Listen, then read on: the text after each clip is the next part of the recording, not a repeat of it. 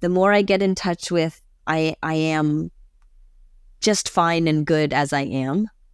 I am actually whole. Nothing's wrong with me. I'm not broken. It allows me to see so much more of what I have done wrong, where I have transgressed, so that I can apologize. And that goes a long way as a parent and as a wife, as a teacher. Hi, I'm Tamara, and this is TELUS Talks with Tamara Taggart. Today I'm joined by Dr. Ellen Choi. She's a social psychologist and professor at the Toronto Metropolitan University, and her research focuses on workplace well-being and mental health. Today we talk about mindfulness, meditation, and how these practices can improve our quality of life. I hope you enjoy the conversation. Hi, Ellen. It's great to see you. Hello. It's so nice to be here. So you and I are both fighting colds or getting over colds. It's that time of year. And, you know, I've been thinking a lot about the conversation we're going to have and what I wanted to talk to you about. Today, we're going to talk about mindfulness and meditation. For somebody who doesn't know, why, when we hear this word mindfulness, we hear it a lot, right? It seems to be everywhere. How do you describe mindfulness to somebody? It's a beautiful question, and it's really important because mindfulness is used so often it almost feels broken. It becomes irritating. And I want to name that because it's so often prescribed to people without a real deep appreciation for what and how large the idea is. So think of mindfulness as awareness, but that it's present moment oriented. And really importantly, it has this quality of non-judgment, curiosity, acceptance, if you dare, embedded right into it. And if you really want to get sneaky, it's actually the awareness that arises when you pay attention to the present moment with non-judgment. It's this quality of meta-awareness that arises. And it's really beautiful, but it needs to be cultivated. So we're not all mindful all the time. Like, can you be, like, give me an example. Is it like, okay, let me ask you this. I remember a long time ago, I said to my doctor, oh my gosh, I'm so clumsy. Like, I'm so clumsy. I keep tripping and I'm bumping into things and I keep, she said, you're not clumsy, Tamara. I don't believe in that word. She goes, you're just not aware. Your mind is somewhere else. You're not being mindful of where you are and what you're doing. And it always stuck with me. And I thought she was right. Is that what you mean? Like when you're going through your life and you're not mindful of anything? Yeah. I mean, one of the antitheses of mindfulness would be autopilot or doing mode versus being mode. So this idea of someone that's charging around their environment, whether you're bumping into things or just saying things clumsily and offending people wherever you go and then not even noticing, that may be how non-mindfulness manifests. But honestly, in the simplest way, it's like, are you here with me right now? And is everything I'm saying coming through to you through a lens that's like judgment, judgment, judgment?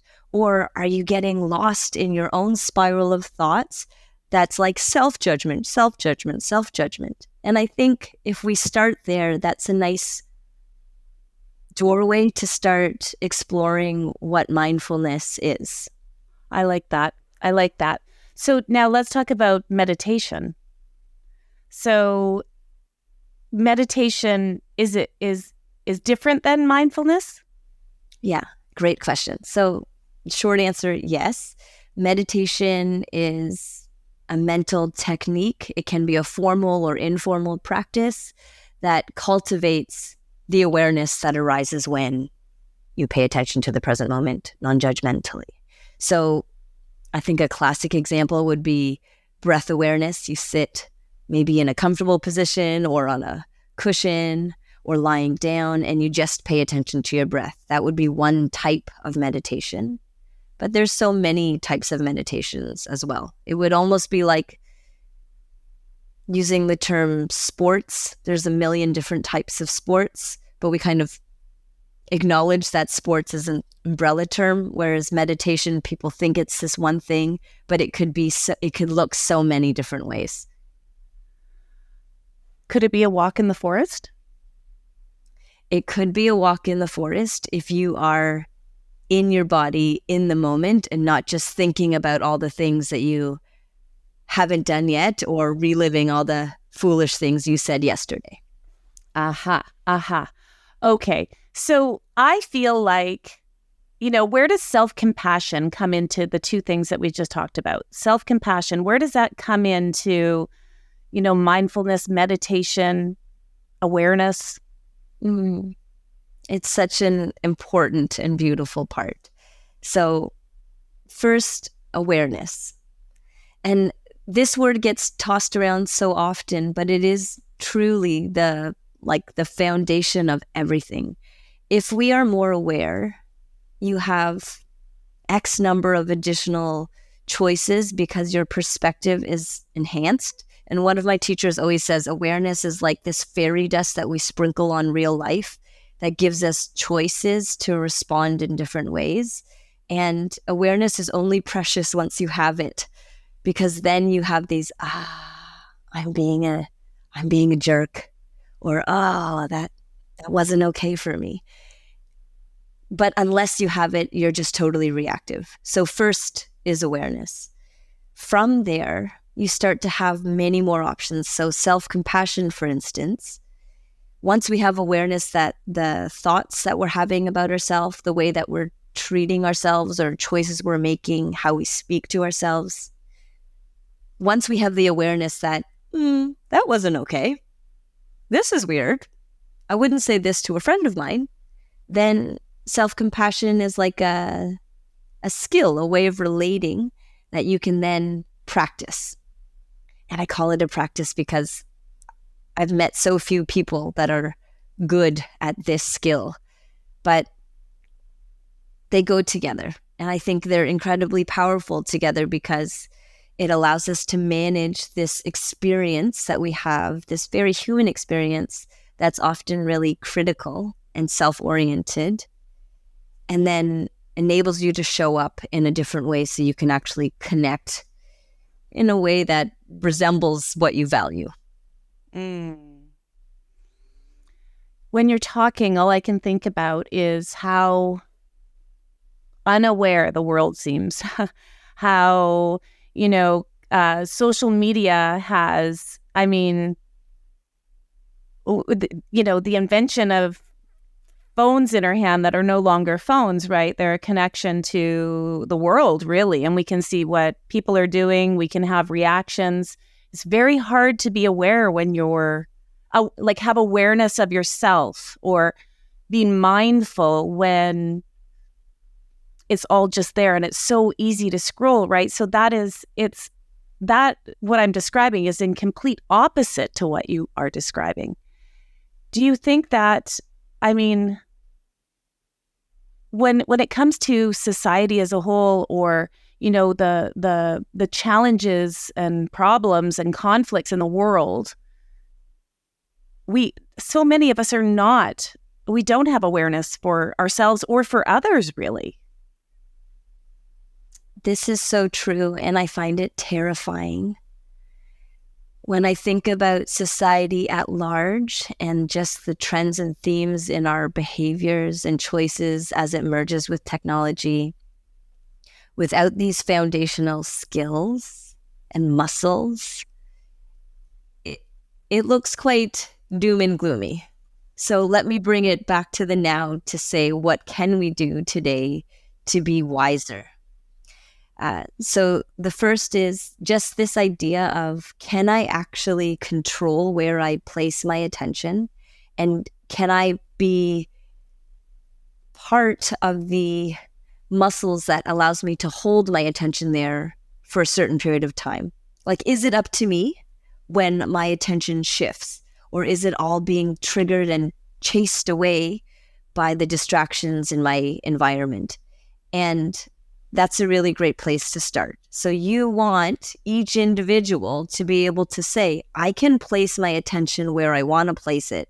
And if I want to, I can hold it there for some time. Now that seems maybe basic, but I lecture in a university classroom. I have children. I am a 42-year-old woman, and just this morning I was like, oh, I didn't mean to be on Instagram. I don't even know how I got here. I'm going to put my phone down and further away, because there's this one study that says even if you can see your phone, even if it's not on, but you can just see it beside your desktop, you are 25% less productive. It's just it's like a stimulus response thing. So what can we do to help people with that idea of attentional control? And if I take a breath awareness practice, for instance, where I ask you, focus on your breath, feel it come in, feel it go out. Do you even know whether you're on an inhale or an exhale? And if you did that for some time, what that does is takes you through these like neural mechanisms of mindfulness, where you get a chance to focus on an anchor. Then inevitably your mind will wander, because this is how we function. And then you have to notice your mind has wandered. That's some meta awareness there. Then you have to have the capacity to let go of that thing that was bothering you. And I mean, importantly, that is an individual difference, because there's some people that will ruminate on things for much longer. Someone cuts you off in traffic and it just steals your whole day. So letting go is something that's very important. And then you redirect your attention back to the anchor. And if you work on that, then you are building the capacity for more attentional control. So basic fundamental practice that helps us with our awareness. And even more simply, because that might sound like a lot of jargon, like every once in a while, just notice, like, am I here or am I not here? Am I here or am I on autopilot? Where am I on autopilot? How often am I on autopilot? Does this serve me?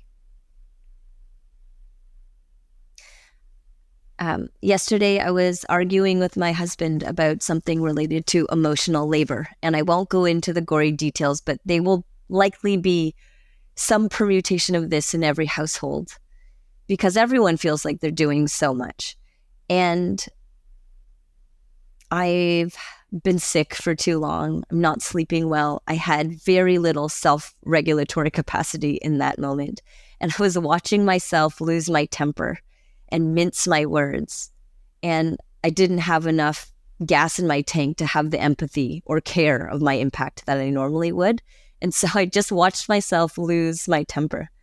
And it's one, mindful just to notice that awareness, to notice the experience as it was happening. And it wasn't great, but I could at least see it. And at one point I had this decision point. Do I keep going? Or shall I now enact some restraint? So that idea of at least some meta-awareness is part of the practice. Does this make sense? It makes total sense. As a matter of fact, when you were talking about just autopilot, right? And I think that, I mean, I don't know what it's like to be anybody else except for myself, but I know as a mother with 3 kids and working, and I have a child with a disability and do lots of other things, and I do go on. I think we all slip into autopilot because we just have to get through the day and get through the things, and then we get things thrown at us. So when you mentioned emotional labor, yes, I understand that. I think a lot of people listening will understand that too. And you're right. It's about that. Like, it's hard. It's not easy in that moment to just go, what am I doing right now? Like, and I notice it with my kids, right? Because I don't want to be the person who loses my temper, gets upset over something silly with my kids or whatever. So I've really had to try hard, because I think that we want to parent. Sometimes some of us want to parent different than we were parented. And so it forces you to kind of be aware of that. How am I reacting? Because I'm a reactor. So I'm curious with you, how did you become interested or aware of mindfulness and meditation? Was it only through your work, or were you always like this? Is this something you practiced when you were younger, or? Great question. I mean, I'm Korean, so we have Buddhist roots. There was a lot of reflection and introspection, almost to the point where it was irritating. I remember watching Wayne's World at the movie theater with my mom, or we would watch 90210. And then afterwards, my mom would ask me questions like, how did that Wayne's World movie make you feel? And it was so obnoxious because it's Wayne's World. It has no real emotional reflection content. But I think it started something in me that as an adult, I now appreciate. But I came to this in a really zigzag way. I finished school. I got a job. I was so glad to be done school. And then in the end, I had this moment where you realize you're either walking this path that everyone has told you is the path that grown-ups are supposed to walk on, and it wasn't feeding me in the way that I had hoped. And so I made a change and I went back to school. I started meditating for the first time consistently. And for all of those people out there who find it difficult to get onto the meditation train and stay on it, I hear you and I see you. And I had the same experience, this desire to, but inability to connect the dots. And then finally, just the forces in my life allowed me to connect the dots. And then I experienced so much benefit that I thought someone should study this and see what it does in the workplace. And because the way that it had been taught to me often came through sort of a hippie, woo-woo, witchy Birkenstock tree hugger way, I wanted to be part of this like empirical force that helped make it more credible. So that's how I came to mindfulness. And, honestly, what I can say is that part of this practice is about becoming more aware of what is accessible to you in your own consciousness. But what I find most humbling about this practice is what it teaches me about the entire pile of life's experiences that I was so unconscious to. And that has been just so humbling because I have for many years thought I was self-aware. And there's really funny self-awareness research that will also say that most people think that they are self-aware, and then when you really look, only 25% of the people that meet this academic's requirement for what self-awareness is are in fact self-aware. So I would definitely fall into that because I think that I'm open. I think that I'm easygoing. I think that I'm non-judgmental. And then when I have the groundedness to let my defensive down and see my own imperfections, I can realize, like so much of the way I move through life is just armor and doing. And if I can soften long enough to allow myself just to be, this is going to sound maybe too soft, but the more I get in touch with, I am just fine and good as I am. I am actually whole. Nothing's wrong with me. I'm not broken.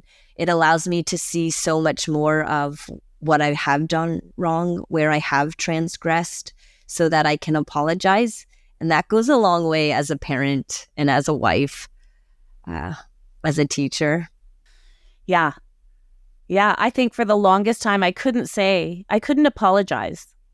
I mean, it was a joke. It became a joke to people who knew me, right? They said I was like the Fonz on Happy Days, because you're probably too young. You never watched Happy Days, but the Fonz could never say sorry. And he'd always be like, sissa, sissa. And so that's what my husband used to say about me, right? Like, oh, here she goes. Sissa, you can do it. Sissa. And it really forced me to go, oh my gosh, can I not? Like, and you're right. You, as a friend, as a wife, as a parent, as a coworker, all of those things, you do have to soften up a bit. It was hard for me to go through life with this big, as you said, armor on, right? Not that I'm soft all the time. Don't give but I can't apologize now. And I think that's a big thing for a lot of people. is we just can't say, oh, gosh, I'm sorry I made you feel that way, or I'm sorry that I just lost my temper. I didn't mean to do that. Sorry. It does go a long way, right? Absolutely. And I mean, when you think about social connection and how important it is as a wellness indicator of longevity, for instance, I think it's tremendously important. So I think one of my favorite wellness stats is that you could stop drinking, eat healthy, do all the exercise, take all your vitamins, stop smoking, etc., and still nothing will predict how long you live other than the strength of your relationships, the quality of your relationships. And by quality, I mean, like, can you be emotionally intimate? Can you say, ouch, that hurt? Can you say, oops, I hurt you? And it's such a simple thing, but it is not easy. And there's so much psychology that goes behind that moment where you can trust that you are brave enough to have an honest conversation that brings you just a little bit closer to the truth. It's a muscle that we really need now with everything going on in the world. No kidding. No kidding. On this podcast, we like to thank our guests for being here. And so we ask our guests to choose a Canadian nonprofit. And you chose the Open Medicine Foundation Canada. Thank you for choosing them. And we are going to give them $500 as a thank you for you being here and your time here, because we really appreciate it, Ellen. And, as we, I'm just thinking about, I don't have all day with you, and I need to refocus my questions, but I want to know, like, how do we, so I signed up for a 12-week meditation course once a week. That's all it was, once a week. It was $300. I also bought myself a meditation, little poof thing to sit on, and also the flat square thing to sit on, because I needed to have both, because I needed to make sure that I was set up for this properly. And I did the first one, and I didn't do any of the other ones. And I didn't do them because when I did the first one, I was like, I couldn't concentrate, and I couldn't, it was just all too, my mind was wandering, and I wasn't doing, and then I was obsessed with the fact that I wasn't doing it. And then I'm not alone, am I?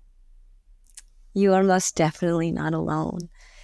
The way that I had described the process you have to go through when you're meditating, and one of them is your mind wanders. This notion that when our mind wanders, we meet that moment of awareness with shame, like, oh, look at you, you can't even do this right. Oh, why even bother? Oh, you missed your meditation. How bad of you. This is precisely the way that this practice is so powerful, because that initial reaction, our tendency to meet life's experiences with this lens of, like, the finger wagging and self-flagellation, that sounds to me like the juiciest part where so many people would benefit from this practice. So it doesn't matter if you didn't sit on the cushion today or tomorrow. But when you notice, I had meant to do this and I did not, can you instead, in that moment, pause and offer yourself something that is free of judgment? It doesn't even have to be like self-love, rah, rah, rah. It could just be not pushing yourself deeper into the puddle of dirt that you're pushing yourself in. And if we can pause on that button, I mean, I know we don't have a lot of time together, but I cannot emphasize enough how critical learning to press pause on that button is, because it's like the inflection point. You can either go down deeper, or you can give yourself a break and see what happens when you say, oh, thank you, finger, for that reminder. You're right, I am off task, and here I go. I'm back on it. And it has so many applications beyond even just that moment, because this idea that I'm going to set aside 10 minutes a day just for myself, or I'm going to do nothing, is itself why rest is so tricky and why burnout is so prevalent. And for women in particular, like we're seeing these awful stats where women more than men are more anxious, more depressed, more burnt out. And I mean, we get both anxiety and depression. That just doesn't even seem fair. But how do you carve and protect and respect and honor these moments for yourself that are so critical to not just your own welfare, but if you think about the role women play in a home or in society, when you are grounded and anchored, what you send out into the world is really powerful. And we can own that. Again, one of my teachers says, like, this is the time for individuation. And when I think about geopolitically what's going on and the tendency for groups to process information through this like social lens, we interpret all the time, but that is not objective. So when you're grounded, you're less likely to fall into these narratives or even a narrative mode of processing, which is its own way of experiencing the self in your brain.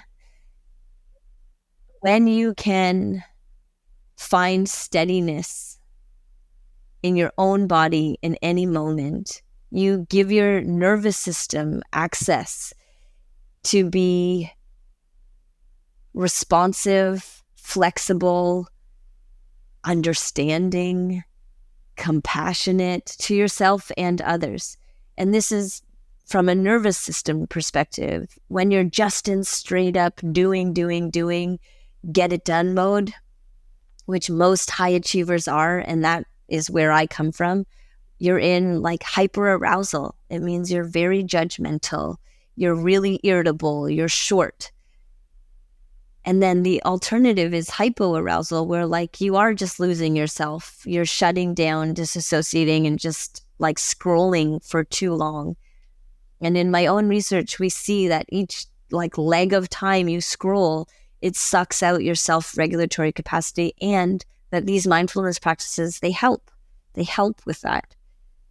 That explanation is very helpful because I think that many, as you said, high achievers, or you start to shame yourself as soon as you don't do it right the first time. There's a lot of people that, think like that, right? Like, well, I tried and it wasn't, it's like, trying to run, right? Oh yeah, I'd like to run a 5K. Can't I just go do it? No, you gotta work on it. You gotta go out and run for this long. And then the next day you run for this long. And no, I'm not interested in that. But I just want to go run. I just want to meditate.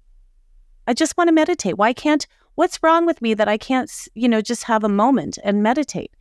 But when you explain that it's a muscle and it's okay to fail when you're first starting, and it's just, readjust, right? Like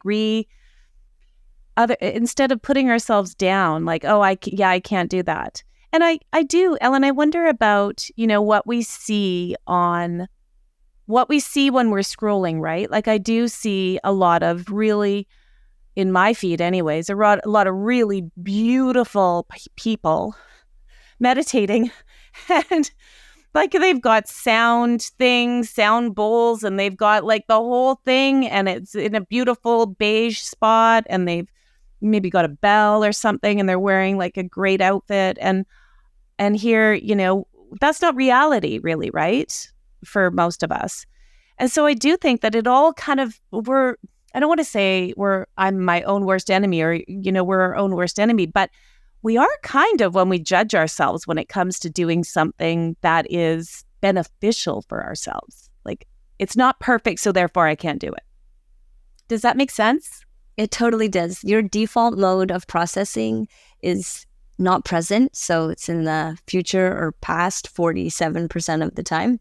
Then it's self-oriented and it's highly critical. So you put those three things together and you are basically judging yourself in the future or in the past over and over and over. So you have to practice on purpose getting out of the default mode. And you wouldn't say, oh, I tried skiing, I was really bad at it, so I'm never going to do any sports. But we say, hey, I did this meditation thing, it didn't work out for me, so I'm not going to ever meditate. So then either try it again or find another practice. But anything that helps you start breaking your own default mode on purpose gets you out of autopilot and puts you back in the driver's seat of how am I going to experience this moment? And unfortunately, too many of us, we don't have these practices, so we don't have the skills and faculties to pull ourselves out of the moment as it exists. That means we're always held prisoner to the environment. And you're walking through the world being like, oh, I'm grumpy. Oh, I've got so much work to do and I'm overwhelmed. Oh, my kid is having a tantrum, so I am now also going to. Do you know what I mean?